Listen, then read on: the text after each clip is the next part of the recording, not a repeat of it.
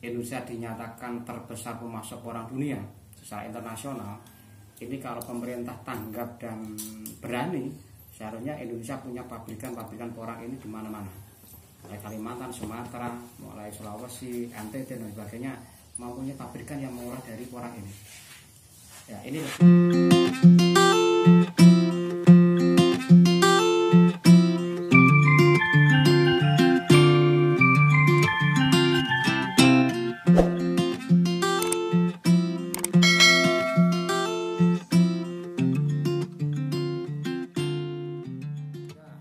beli karena tepungnya sendiri kan sudah mahal, misalkan angka 200 sampai 300, bahkan ada yang 300 per kilo itu harga tepungnya. Andaikan warga itu yang beli terus diproses menjadi olahan makanan, apakah mampu makanan itu dijual di lingkungan daerah masing-masing, karena harga tepungnya sudah tinggi. Ini perlu dipahami. Saya sudah uji coba beberapa olahan, mulai roti, mulai jelly, mulai martabak, terus apalagi kemarin lontong, undi-undi, terus bakso. Kita uji coba dari tepung ini. Alhamdulillah semuanya bisa. Cuma yang membedakan ya ini, dikira kalau di Indonesia kita modifikasi ini agar kita bisa menjangkau daya beli dan kita yang nggak rugi. Akhirnya kita mempunyai komposisi sesuai kemarin kita uji di sini. Dari seluruh bahan yang akan kita buat, misalnya haji, itu dari total bahan baku itu tadi kita kurangi yang 20%. Yang 20%-nya adalah dari tepung. Jadi tidak semuanya bahan haji itu dari tepung. Tidak semuanya lontong itu dari tepung. Campuran. Tetap ada yang dari berasnya, tetap ada komposisi lain untuk melengkapi. Karena sifatnya tepung porang adalah mengenyalkan dan mengembangkan. Itu sifatnya. Jadi tidak punya rasa. Nah, ini yang mencoba nggak punya rasa sama sekali. Nggak ada rasanya. Nggak ada rasanya. Hambar. Tapi begitu ditaruh dalam suatu komposisi sebuah olahan, dia akan mengenyalkan. Siapa ngarani? Apa jenis bahasanya?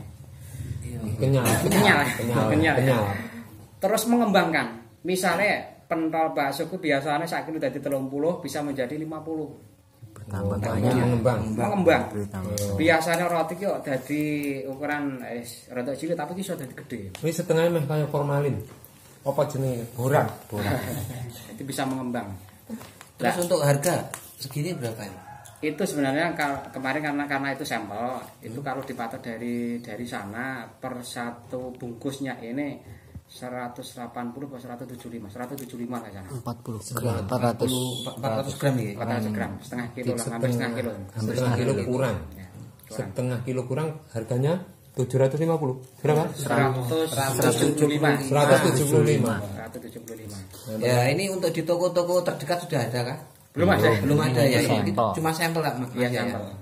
Ya, nanti kan kita ambil langsung ke perusahaan di sana di Malang atau di Ambiko. Karena Indonesia sendiri belum bisa membuat. Belum ada pabrik yang mampu memisahkan. Terus lagi yang lebih menarik adalah saat ini sudah booming dan masyarakat harus tahu bahwa sana dari beberapa olahan porang ini, dari tepung porang ini sudah muncul di Indonesia, yaitu berupa beras. Ya, ini sekarang trendingnya. Karena pesanan beras ke saya ada 50 kilo beras dari porang. Padahal itu 1 kilonya beras harganya kemarin saya jual berapa? 250.000 per kilonya beras. Tapi mudah. Ada petunjuknya. Misalnya ini 1 kilo, ada petunjuknya, cara masaknya di magicom bagaimana. Terus garek mususi dicap magicom, warnanya putih persis beras asli, sama. Tapi bahannya dari porang. Asli porang. Asli porang. Terus dia akan bertahan sampai 2-3 hari, nggak mambu. Nggak kayak padi ya. Ya rasanya kayak apa ya, kayak ketan rada piye ya teraya jenenge. Kenyal. Enak. Lah ini yang trending adalah untuk bahan diet. Yang luaris pesan ke kita ada 50 kilo itu dari mereka yang ingin diet. Nah, 1 hari hanya makan ini sekali, terutama yang di Eropa. Umur 40 ke atas mereka makanan nasi yang dari porang. 1 hari hanya makan sekali, tapi nggak pernah lapar. Jadi kuat, awet warek ya, katanya yang di Eropa. Tapi yang di Indonesia yang sudah menguji dari tepung porang ini, mereka terutama ada teman saya yang dari Surabaya itu turunnya 100 pol. Dulu orangnya gemuk, akhirnya konsumsi dari berasnya porang turun sampai jauh. Kemarin datang ke sini ya pangling, turunnya sangat jauh. Itu akhirnya beli lagi, saya ingin kurus lagi Mas, saya ingin diet lagi. Dan kesehatannya lebih malah atas malah terginang, karena mungkin biyen itu gemuk ya, basa malah anteng, malah terginang. Serat tinggi tapi kadar gulanya rendah.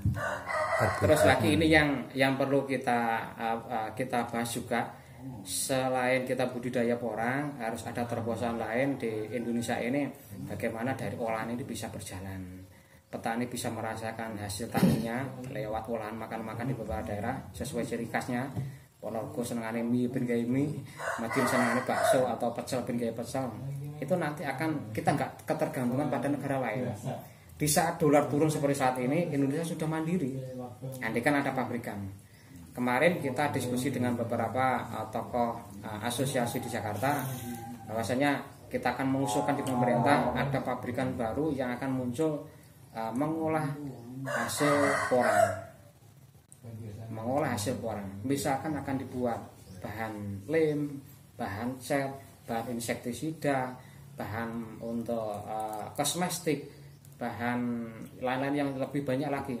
Ini Indonesia kalau sudah muncul pabrikan seperti itu akan menguntungkan petani, akan lebih mudah perputaran keuangan, petani juga berhasil, pengusaha juga berhasil, kita nggak tergantung pada negara lain.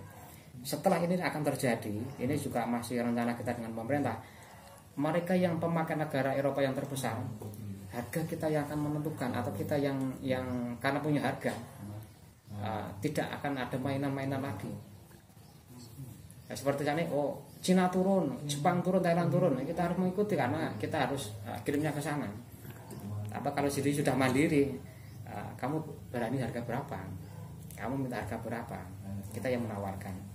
Yang lebih kita harus disyukuri, Indonesia adalah masuk kualitas terbaik dunia, porang terbaik dunia dan terbesar dunia. Ini yang harus diakui.